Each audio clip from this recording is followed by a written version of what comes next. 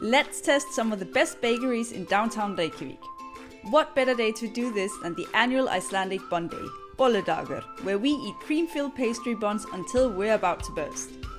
Our first stop is Sandholt, who definitely wins for the greatest selection. Another advantage of this place is its cozy seating area. The second contestant is Brøðrkål, who's famous for the colourful building downtown. There's not much seating available in this place, but their delicious vegan bun totally makes up for that. The last stop is Bakka.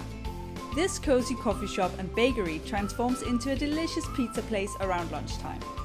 Though it's untraditional, I have to say that they get extra points for their bun design with the cream filling placed on top of the bun so it doesn't fall out as soon as you bite into it. That's just about all the buns I can eat for today, and 3 brilliant bakeries for you to add to your list of places to visit in Reykjavík. Don't forget to save this video so you know which bakeries to visit next time you're in town.